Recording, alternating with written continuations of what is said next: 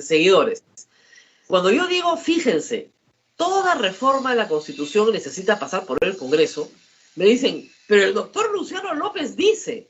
Yo, sí, claro, el doctor Luciano López dice en su libro, que lo tengo acá conmigo, pero yo digo que la palabra toda significa algo, ¿no? El artículo 206, del cual nos estamos refiriendo, dice que toda reforma constitucional debe pasar por el Congreso. El doctor Luciano López dice que no necesariamente, porque sí se pueden recoger firmas del 10% del padrón electoral, como dice la Ley de Participación Ciudadana, y en base al artículo 34, convocar un referéndum. Yo digo que no se puede, y usted dice que sí se puede. Y usted dice que sí se puede porque el Tribunal Constitucional tiene una sentencia y el jurado 2 resoluciones que lo permiten. Por lo menos permite la venta del kit, ¿no es cierto? Existe un fallo del Tribunal del año 2003 y existen dos pronunciamientos del Jurado Nacional de Elecciones, uno del año 2003 y uno del año 2012. Esos son los antecedentes prácticos que existen sobre el particular. De hecho, bueno, no siempre vamos a estar de acuerdo. Yo al menos sustento mi posición muy rápidamente en estas consideraciones. Pero además, si me permites, Rosa María, y gracias por citar mi libro, por si acaso mi libro es del año 2019, y sí, quiero hacer esa aclaración, porque estamos en un momento donde los ánimos están un tanto caldeados, y entonces ciertas posiciones que uno puede dar, pues entonces inmediatamente puede generar que te digan, pero entonces tú eres castillista, o eres serronista, o eres fujimorista, no, y es no sé qué, ¿no? Entonces es importante hacer esa precisión. Yo lo sé, pero cuando lo he planteado... Debe ser terrible para usted que Vladimir Cerrón sea su principal promotor. Exactamente, ¿no? Sí, sí, por eso también lo digo, porque, mire, por ejemplo, en nuestro escenario académico, el profesor Francisco Miro Quesada Rada tiene un artículo del año 2002 donde sustenta esta misma tesis. En el año 2004 hay una investigación del doctor Carlos Blancas Bustamante que también plantea lo mismo. En el año 2018 hay un artículo muy interesante del profesor Francisco Eguren que también piensa lo mismo, y bueno, yo modestamente tengo esta investigación del año 2019. El asunto central es que usted dice que la palabra toda, en el artículo 206, en realidad es irrelevante porque es una herencia de la Constitución del 79 y que no debería estar ahí. Ok, pero sí está, pues. ¿Qué hacemos? No, pero es que yo lo planteo en estos términos. Lo planteo en los términos que has mencionado y porque digo que la Constitución del 93, a diferencia del 79 y de todas nuestras constituciones, introdujo algo que nunca existió y combinó la democracia representativa, que en castellano, para que todos nos entiendan, es elegir representantes, y que ellos tomen decisiones como, por ejemplo, legislativas por nosotros, los que somos en realidad los propietarios del poder, e incorporó algo sumamente novedoso, los mecanismos de democracia directa, que son el derecho al referéndum, el derecho a la iniciativa legislativa en castellano a presentar proyectos de ley, la revocatoria de autoridades y la demanda de rendición de cuentas. Entonces, y eso es lo que yo digo, una interpretación bajo el principio de unidad de la Constitución, en castellano, entenderla como un todo, hace que cuando lees el 2.17, el 31, el 32.1 y el 206, puedes llegar a la interpretación siguiente. Cuando el 206 habla de toda reforma, es toda reforma intraparlamentaria que fundamentalmente es parcial. Lo de la reforma parcial, por si acaso, más allá de mi modesta interpretación, es lo que dice el Tribunal Constitucional además en el fallo del año 2003. Dice que el 206 es solamente para reforma parcial porque el Parlamento no puede hacer una reforma total. Y por ende, más bien, se podría llegar, si eso dice el fallo del año 2003. Acuérdate que Henry Pease hizo el proyecto para hacer la reforma total. Es que eso tiene una particularidad. En el caso del trabajo que hizo el señor Pease, y justamente esa sentencia del año 2003, es porque el Parlamento dictó la ley 27.600, que hasta la fecha está vigente. ¿Qué dice esa famosa ley? Esa ley es recordada por su artículo primero, porque retiró la firma de Alberto Fujimori. Pero en el artículo segundo, le da poderes a la Comisión de Constitución y Reglamento del Congreso para que proyecte un texto de reforma total de la Constitución, luego sea sometida al Pleno, y si el Pleno aprueba el proyecto, entonces es sometido a referéndum y se cambia toda la Constitución. Ese mecanismo muy particular e intermedio, porque no tiene una cabida exacta en el 206, fue justamente sometido a control de constitucionalidad ante el tribunal. Y en ese fallo del año 2003, el tribunal la declaró constitucional en una larguísima sentencia muy interesante, y dijo que en buena cuenta ese mecanismo podía adecuarse o entenderse como una de las posibilidades que en su momento ofreció la Comisión de Estudio de Bases del año 2001, que con muy buen criterio el presidente Paniagua, en el momento en el que había caído el Fujimorato y obviamente la Constitución se ponía mucho más en duda su legitimidad, entonces consideró, llamó a 28 juristas que hicieron un proyecto, no un proyecto, en realidad hicieron un informe donde señalaban todos los puntos álgidos que debían reformarse y cómo debía reformarse, y plantearon 3 alternativas. Una de ellas es lo que llamaron un proyecto de ley de referéndum. Claro. Tiene un nombre un tanto extraño, pero más o menos como que la 27600 calza por ahí. Por eso es que yo digo, y lo digo también en mi libro, que creo que hay 3 formas de reformar. La de la 27600, que sería intracongreso, la del 206, forzando un tanto a la figura, si es que lo consultas en referéndum sin omitir 2 legislaturas ordinarias, y la tercera, que es la polémica, ¿no? Y sobre la cual hay 3 antecedentes prácticos, que es el fallo del año... La primera y la es segunda, la de la vía ciudadana. claro, la primera y la segunda son perfectamente compatibles con el artículo 206, no hay ninguna discusión. Pero el artículo 32 no es incompatible con el 206. Se refiere al inciso 1 exactamente al referéndum. Correcto, pero yo no digo eso. Claro, yo no digo eso. Lo que yo digo es, el referéndum al que se refiere, 2.1, tiene 2 lecturas en la Constitución del 93. Porque por concepto, tú tienes varios tipos de referéndum, como lo clasifica Blancas. Pero creo que hay, como dice Blancas, por ejemplo, Carlos Blancas, dice de que tú tienes el referéndum ratificatorio o institucional, que es al que se refiere el 206, que forma parte del proceso legislativo. Por eso es que tú vas a ver que en el 206 dice, toda reforma constitucional se aprueba por el Congreso con mayoría calificada y se somete, dice así textualmente, a referéndum ratificatorio. Así es. Con lo cual, entonces, ese referéndum está funcionando como parte del proceso legislativo. Y eso se llama en doctrina referéndum institucional o consultivo. Pero tienes el otro tipo de referéndum que la Constitución del 93 recoge, a diferencia de todas nuestras constituciones anteriores, que es parte de los mecanismos de democracia directa, el referéndum como derecho ciudadano.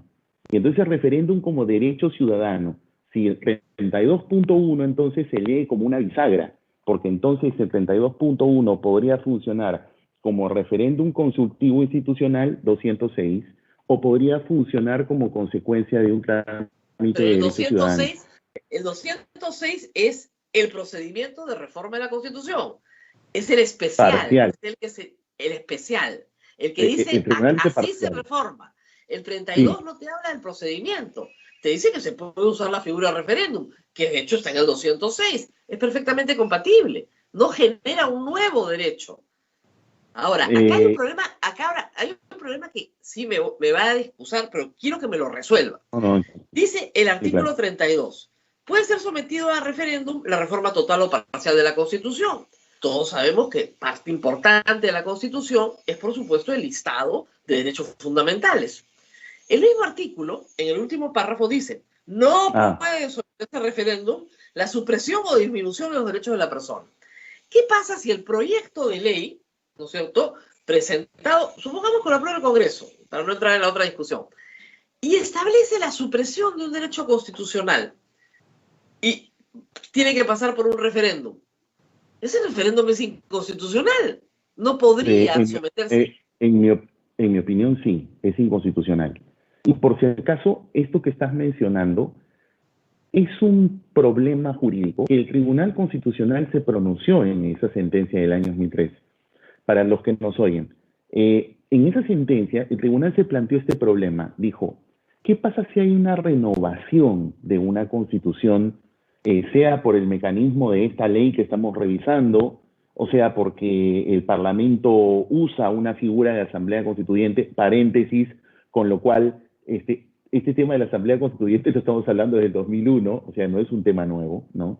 Y el tribunal entonces lo que dijo es, aun cuando existiese, ojo, dijo, aun cuando existiese una asamblea constituyente, que en principio es un poder omnímodo y que podría hacer y deshacer todo, sin embargo, dijo, en el caso de nosotros, y dijo así textualmente, pese al origen espurio de la Constitución del 93, el adjetivo no es mío, es del tribunal, aunque yo pienso lo mismo, pero pese al origen espurio de la Constitución del 93, dijo allí el tribunal de que ese último párrafo que acabas de leer, que dice que no deben suprimirse o servir para generar justamente, para golpear el núcleo duro de la Constitución, entonces el tribunal dijo, ese núcleo duro es algo que ni siquiera podría modificarse en una reforma total.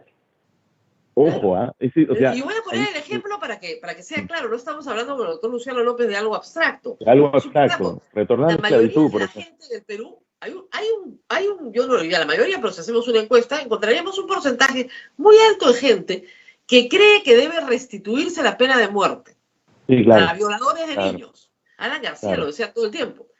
Sí. De acuerdo a este artículo, eso implica una disminución del derecho a la vida. Sí, claro. Por lo tanto, no se puede someter a referéndum. Sí, por supuesto. O, por ejemplo, por si acaso lo digo porque la mayoría, escúchenme, lo dijo el señor Castillo durante la campaña. Hay que salirnos de la Convención Interamericana y restituir la pena de muerte. Sí, su asamblea constituyente no lo puede hacer. Así de dramático es el asunto. Por supuesto. No solamente eso, sino que incluso si llevásemos el argumento al más extremo para que se pueda entender, es como que, digamos, que se restituye la esclavitud, ¿no? O sea, claro. Sí, pero lo hizo la Asamblea Constituyente. No, es que no se puede. O sea, hay un núcleo duro, como bien lo identificó el tribunal, que aun cuando tengas una constituyente así nomás no se podría realizar. Aparte que también hay unas cosas muy, muy importantes. Sobre estas cosas, por ejemplo, la famosa Comisión de Venecia que se comenzó a escuchar aquí cuando Pedro Laechea le formuló la consulta y que nosotros estamos adscritos ya hace algunos años por parte del Tribunal Constitucional. La Comisión de Venecia, por ejemplo, tiene un par de documentos muy interesantes para quienes quieran conocer un poco más estas cosas. Tiene un código de buenas prácticas sobre referendos y que te explica cómo a nivel del derecho comparado existen estos diversos tipos. Uno de ellos, por ejemplo, es el del recojo de las firmas, que es grosso modo lo que, en mi opinión, yo creo, recoge la Constitución del 93, pero por si acaso, no solamente lo pienso por los antecedentes prácticos. En los debates constituyentes del CC del 93, esa fue la idea, y es más, los propulsores de esto, aunque suene paradójico, pero es que era lo que vendían en ese tiempo, como dicen los periodistas, la pepa que vendían en ese momento, era justamente el oficialismo fujimorista. Ellos fueron los que plantearon y dijeron, este es uno de los grandes cambios, y ahí están las exposiciones de Carlos Ferrero, de Torres y Torres Lara. Y ahí está, yo recuerdo claro, la oposición de Lourdes Flores. La oposición de Lourdes Flores, hasta el propio Enrique Chirinos, todos ellos se oponían. Se oponían a los mecanismos de democracia participativa porque creían que eran, digamos, contradictorios y no concurrentes con los de democracia representativa. Con la democracia participativa. Claro, entonces ahí hubo una discusión, por eso el tema de la revocatoria que luego se reforma, en esa discusión dicen, oiga, ustedes están metiendo acá instituciones que son ajenas al derecho peruano. Pero ese es otro tema también importante. Por ejemplo, el señor Pedro Castillo habla todo el tiempo de que quiere una asamblea constituyente corporativista, ¿no? Con grupos, colectivos gremialistas. Eso es siglo XX, ¿no? Es bien antiguo, pero salvo el Congreso Económico Nacional, que era una propuesta aprista, no recuerdo yo... La del Senado Funcional, ¿te refieres? Exactamente, la del Senado Funcional. Que nunca entró en vigencia, además. Exacto, nunca entró en vigencia. Entonces, el problema con esto es que parece que suena bonito, pero son instituciones completamente ajenas a la democracia representativa. Y es peligroso porque él habla de un pueblo que existe en su imaginación, pero que no es el pueblo del Perú aparentemente, porque su pueblo huele a pueblo y el otro pueblo, el que hizo la Constitución del 93, que se ratifica en un referéndum, no es pueblo.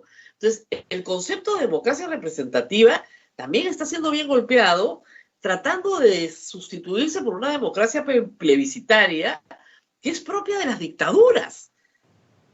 Es lo que se discutió bastante, pero, o sea, como todo instrumento puede servir para cosas muy buenas como para cosas muy malas.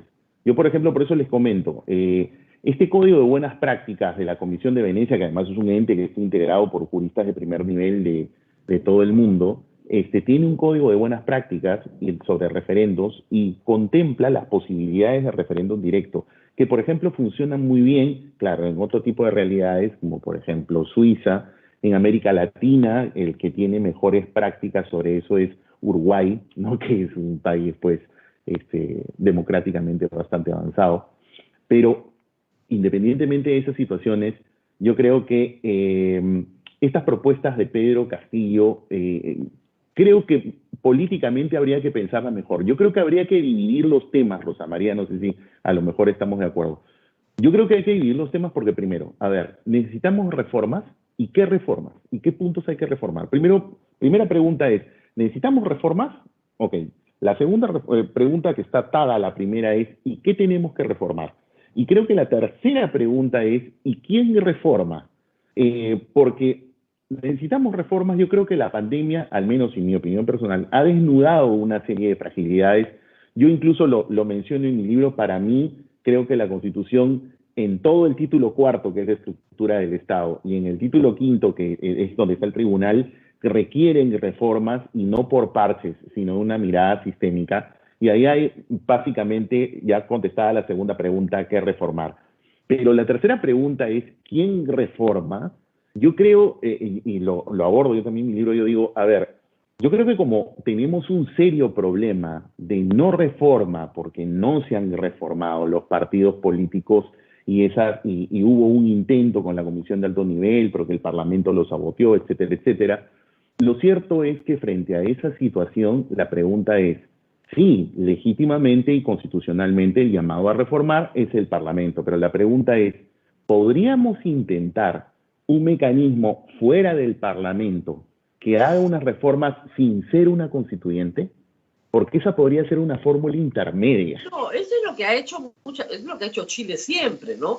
Que es una comisión de notables. O sea, llamas a 20 profesores de Derecho Constitucional, luego ellos entregan el proyecto al Congreso, que es lo mismo que la comisión de alto nivel. Es decir, le pides a una comisión externa, hagan los proyectos, viene, los revisamos, los aprobamos y los sometemos a referéndum.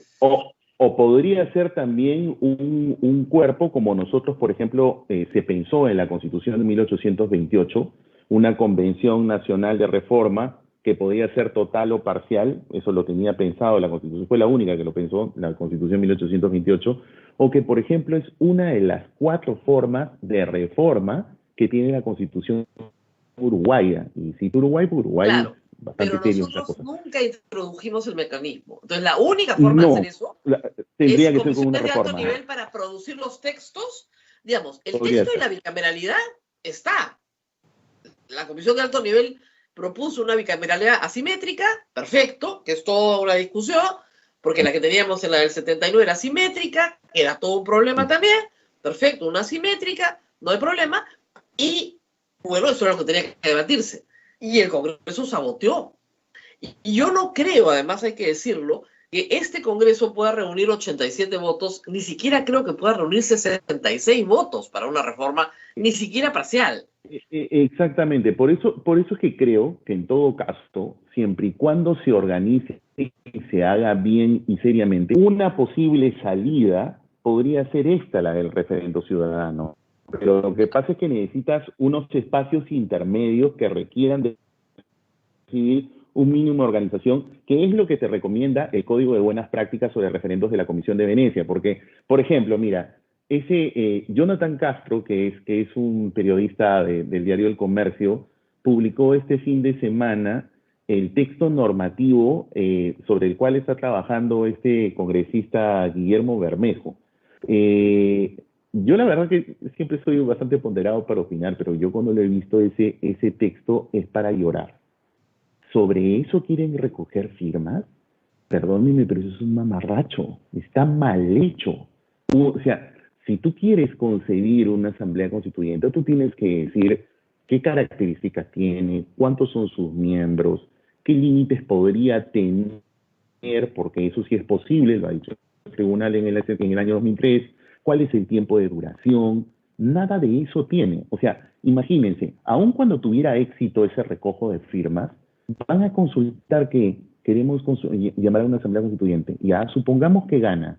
¿Qué va a entrar en vigencia? No va a entrar en vigencia nada, porque todo tendría que implementarse en el Parlamento. Entonces, definitivamente los que han hecho eso no tienen la menor idea cómo se hace. O sea, Además, todo referéndum hay otro problema es político. Normativo, siempre. Claro, hay un problema normativo y político, que es el siguiente.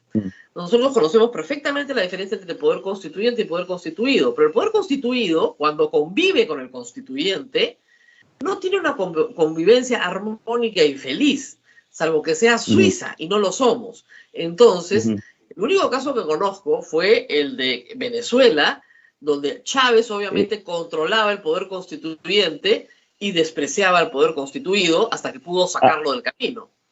Hay un precedente muy bueno latinoamericano que es el colombiano.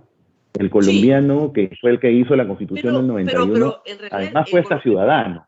Claro, pero el colombiano lo que buscaba, Uribe, recordemos, era su reelección, como lo buscó Fujimori. Perdóneme, Rosa María, yo me estoy refiriendo al movimiento colombiano del año 91, el movimiento de la séptima papeleta, que fue el que generó la reforma constitucional de ese país, esa asamblea constituyente que no fue convocada por ninguna autoridad pública, que fue una iniciativa de unos ciudadanos estudiantes universitarios, en un momento en el que no hay internet ni nada por el estilo. Esa constitución, que es la más duradera, esa asamblea constituyente no disolvió a nadie, o sea, funcionó totalmente paralela a los poderes públicos y no disolvió a nadie. Y en un momento en el que Colombia se caía a pedazos, en el año 91. Creo que es el precedente en América Latina más serio, ¿no? Acá las asambleas constituyentes funcionan bajo dictaduras, normalmente. Porque acá en el Perú todas han sido así. Todas funcionan bajo dictaduras. Entonces, justamente es una solución para salir de la crisis política. Esa es la solución. La Asamblea Constituyente es una solución política para salir de una crisis política y convocar a una nueva democracia. Siempre ha sido la salida de ese estilo.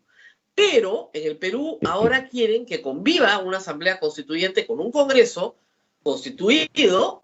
Eso no va a funcionar. ¿Por qué? Porque los congresistas legítimamente no quieren ningún menoscabo en su función. Y si parte de su función es reformar la Constitución, ¿para qué Michi van a aceptar una asamblea constituyente? Entonces, lo que necesita Pedro Castillo, decía yo antes de entrar al aire, doctor, no son unas lecciones de derecho constitucional, porque salir y decir, voy a pedir que el Congreso agende una asamblea constituyente, es un disparate. ¿Ya? Pero no sería buena idea que un grupo de honorables profesores de derecho, porque derecho constitucional, créanme, no es lindo, es una linda materia, no es difícil. La Constitución tiene que estar hecha para que la lea cualquier ciudadano mayor de 18 años.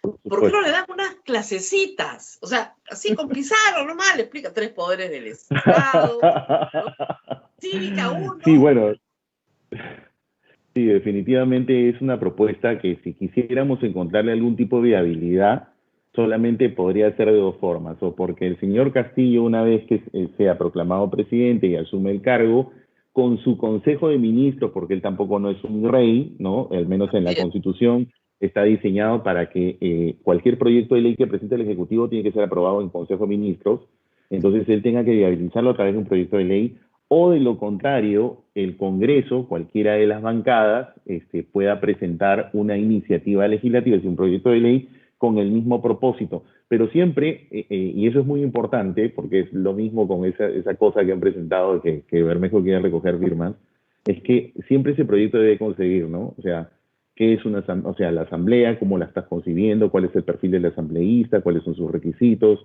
¿Cómo debe ser el procedimiento de elección? ¿Cuánto tiempo va a durar? Un mínimo de limitación, porque aunque parezca que dices, no, pero los constituyentes no podrían tener límites, yo les invito, porque esto se ha dicho hace 18 años, y para quienes nos están escuchando, a lo mejor tomen nota, pueden ingresar a Google y ponen 0014-2002-AI, y les va a salir la sentencia del tribunal de la ley 27600. Es muy interesante para que puedan, grosso modo, entender qué carril manejó el tribunal sobre el particular, ¿no? Entonces, al menos, más allá que incluso se pueda discrepar o no con lo que ha dicho el tribunal allí, porque no siempre podemos estar de acuerdo con todos los conceptos, ¿no? Sin embargo, creo que es una buena guía para que puedan tener una idea de cómo es esto. Entonces, sea por un lado de que se quieran recoger firmas, o sea que quieren introducir un proyecto de ley, se deben tener esas características y sin ir mucho. El proceso chileno, por último. En el proceso chileno, también sé que se optó luego de las movilizaciones sociales, la fórmula que ellos han elegido fue la de introducir unas disposiciones finales en la Constitución y diseñaron un proceso de 3 etapas.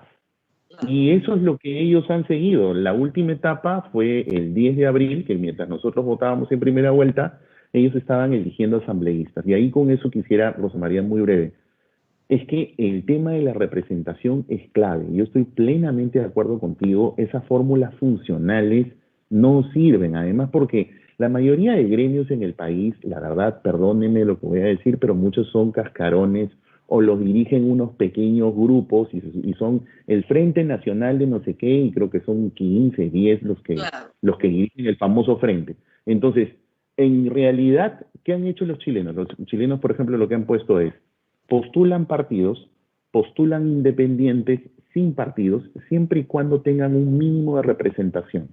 Creo que era algo de 0.2% del padrón, si no me equivoco, si no me falla la memoria. Sus firmas. Claro, con lo cual, por ejemplo, ¿cuál ha sido el resultado? Creo que como cerca de 70% han ganado los independientes, claro, y más bien los partidos ha sido una representación, creo que no llega al 30%.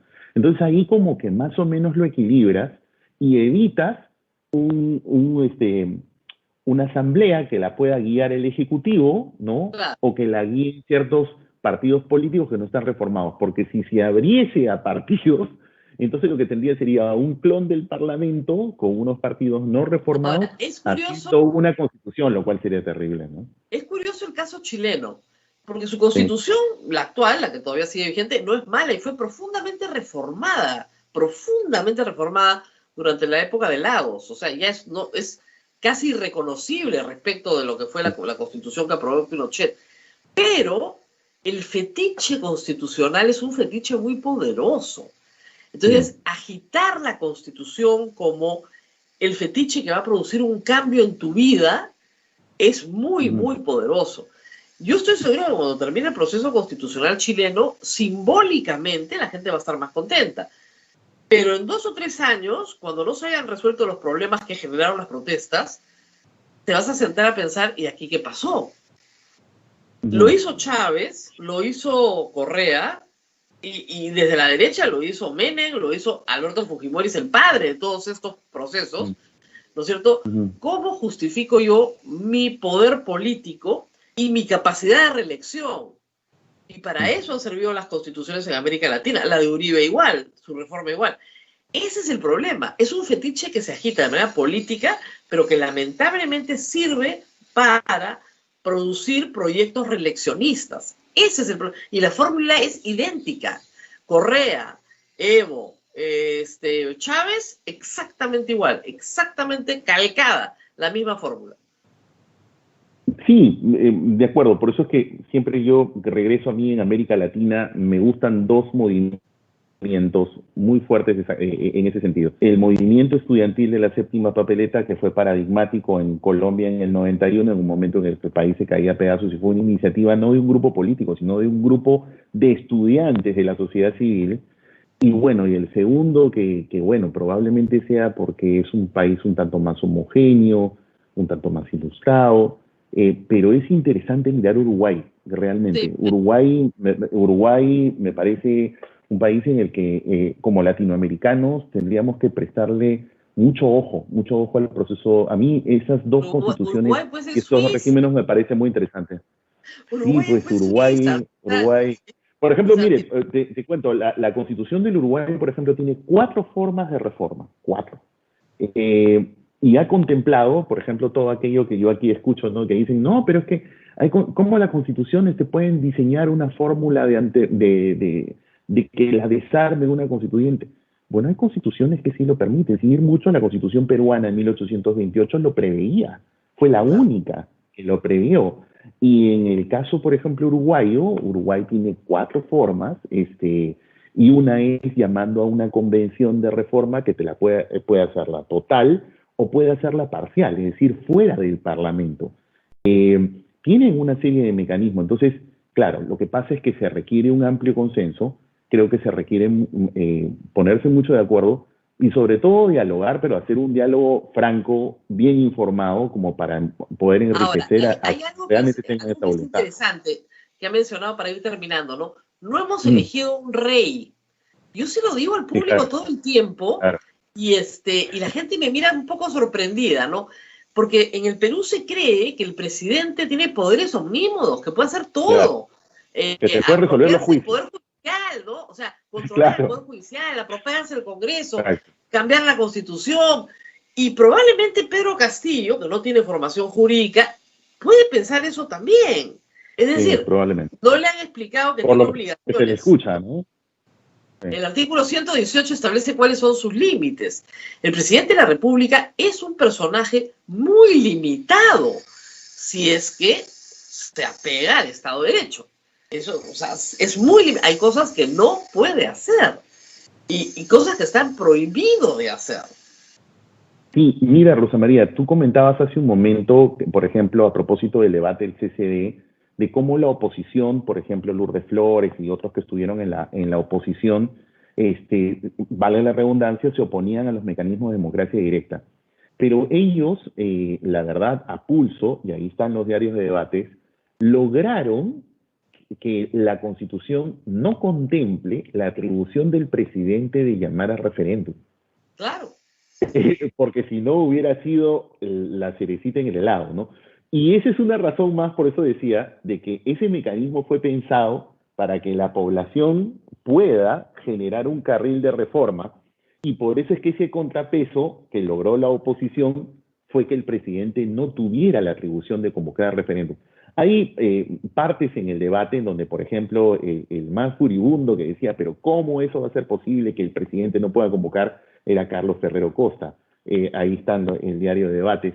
Pero en todo caso, como toda fórmula, puede servir para bien, puede servir para mal. Por eso es que la Convención de Venecia ha recomendado muchas veces que si se va a usar, claro, tiene que haber un mínimo de organización en la sociedad civil, porque de lo contrario cualquiera te podría escribir cualquier mamarracho y en función a eso recoge firmas, como es por ejemplo lo que está pasando con esa iniciativa de Bermejo. Sería bien interesante que le prestan atención, miren el Twitter de Jonathan Castro, él ha publicado el texto y es cualquier cosa, o sea, eso no tiene ni pies ni cabeza, ¿no?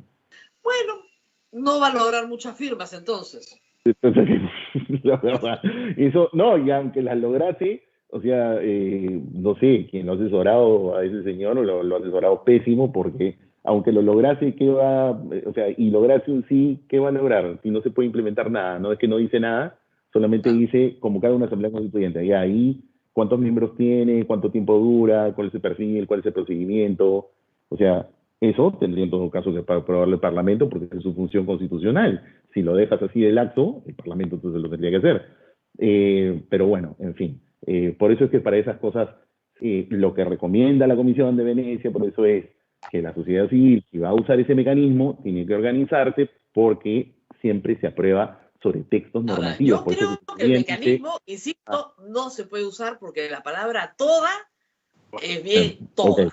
ok. Es toda, Bueno, toda. ahí tenemos un disenso y eso también es sano. Muy bien. Gracias, Sí. doctor, por haber estado con nosotros. No, Es al Rosa excelente. María, contrario. ¿Una pregunta? Sí. sí, hay varias preguntas. Doctor, mucha gente me escribe, esta constitución tiene que cambiarse porque es una constitución corrupta.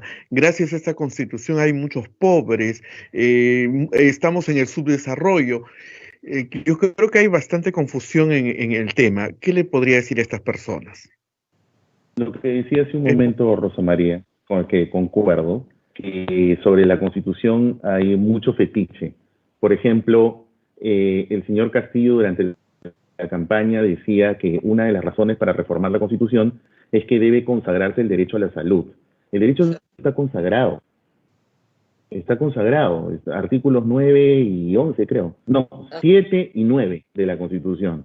Y sobre eso además el Tribunal Constitucional tiene 50.000 jurisprudencias. Yo creo que hay cosas que sí definitivamente, yo Pero, lo he dicho, lo he escrito, ¿no? Hay cosas que se pueden reformar, pero que son pobres, por eso tiene que ver más con la gestión del Ejecutivo que otra cosa, ¿no?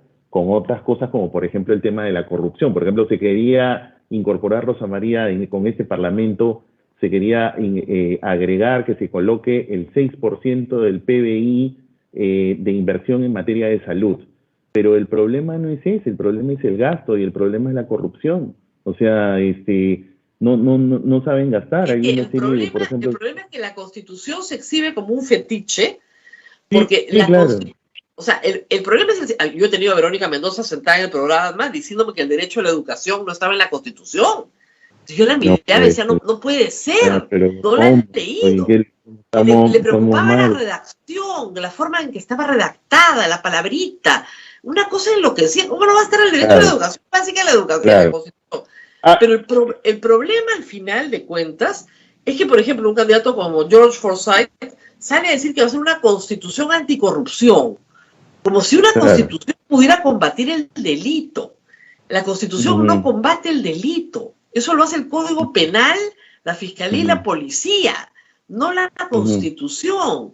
Entonces hay un enredo jurídico en la cabeza de la gente que hace que odien a los abogados. Pues al final de cuentas terminan aplicando todo. Claro.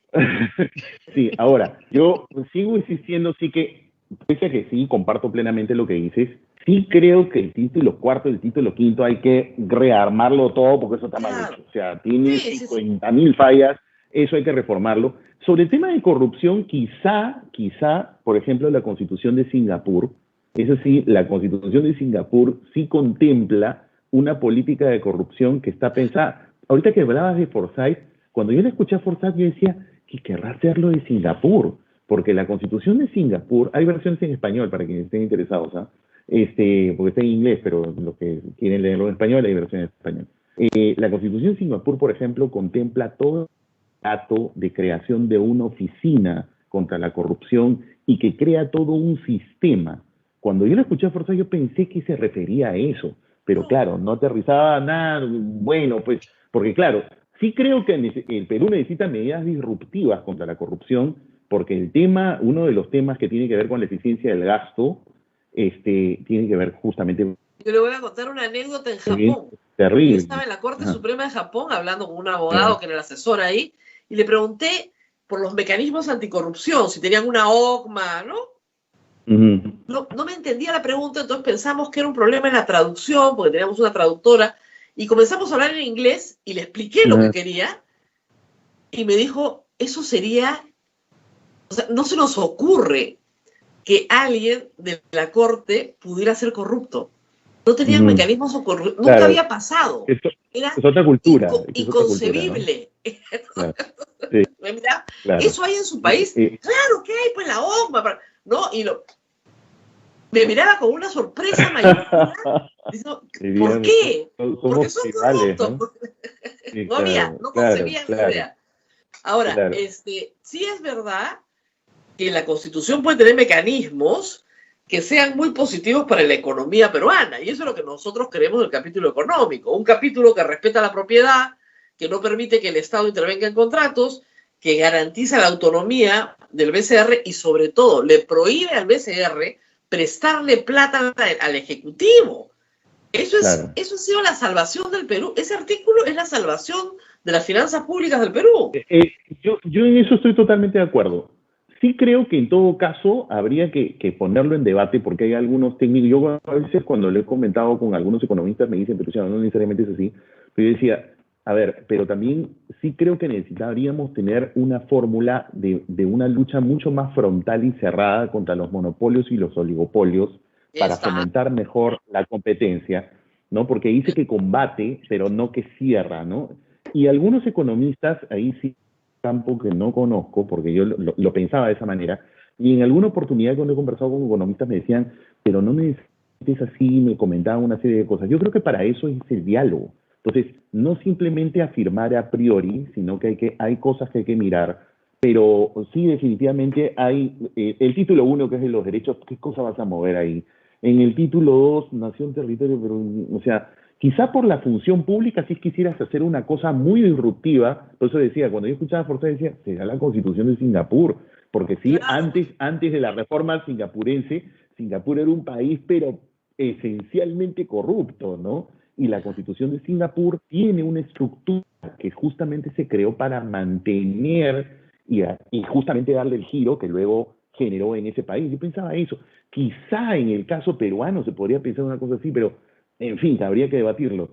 Pero luego el capítulo económico salvó este rollo que habría que discutirlo viendo el tema de los oligopolio y monopolio, una cosa así que lo restrinja, aunque algunos me dicen que no necesariamente es así, o quizá establecer deberes de formalización de la economía, porque si él tiene el Estado que formalizarla realmente, si no, miran el problema que tiene. Pero sí, títulos 4, títulos 5, ahí sí yo creo que hay que desarmarlo cual Lego y volver a armar todo. Claro, porque ahí hay que trabajar mucho en qué corriente en realidad conviene más al Perú. O sea, o hacemos un presidencialismo más fuerte o un parlamentarismo más fuerte, sí, pero al hacer la mezcolanza que tenemos, porque tenemos una mezcolanza, el programa no corre, ¿no? Exacto, exactamente, buena metáfora, el programa no corre porque se encuentra pues con unas contradicciones y entonces se arma todo un rollo, tiene una serie de vacíos. Y ya también después de tanto tiempo hay órganos que, por ejemplo, yo creo que deberían ser constitucionales autónomos para que sus funciones sean mucho más fuertes. Estoy hablando de Indecopi. Yo creo que Servir también debiese ser un órgano constitucional autónomo para crear realmente una carrera pública y que no esté en manos del Ejecutivo como hoy lo está, y que todo el mundo se exime y dice, no, yo no estoy dentro de la ley Servir, que es lo que ha pasado, ¿no? Entonces, quizá, ¿no? Pero, y el Tribunal Constitucional, que definitivamente hay que meterle mano porque eso está muy mal diseñado, nunca se ha reformado y todo el tiempo estamos con el mismo problema. Dicho sea de paso, anuncio con algunos profesores estamos terminando hoy la redacción de una demanda de amparo que vamos a presentar para justamente contra la elección por los vicios que comentamos al inicio del programa. ¡Ah, qué así bueno! Te lo comento en tu programa. Ojalá que le den a cautelar esta semana. Ojalá. Bueno, mucha suerte con eso. Yo acabo de ganar una demanda de amparo, estoy muy contenta también. Los felicito. Tremendo triunfo después de muchos años, ¿no? Qué bárbaro este juez. Bueno, 200 y pico páginas que se ha demorado en escribir las 4 años, pero bueno, en fin. 8 años. Es el 8 años. En Perú. Hay que dividir 200. Ajá, hay que dividir 220 entre 8, entonces, para ver cuánto tiempo le demoró escribir cada parte de la sentencia. Cada página, qué horror.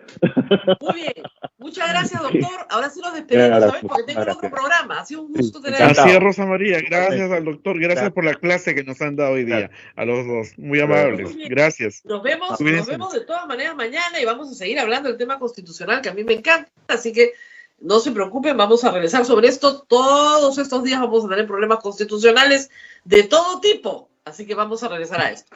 Listo, Abel, me voy porque tengo Nos vemos, Rosa María. Chao, cuídate. Gracias, doctor. Hasta luego. Muy amable. Chao. Nos vemos.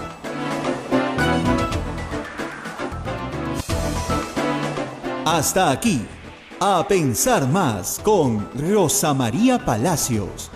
Este programa fue producido por la Sociedad Dominica de Medios de Comunicación, Sodomco.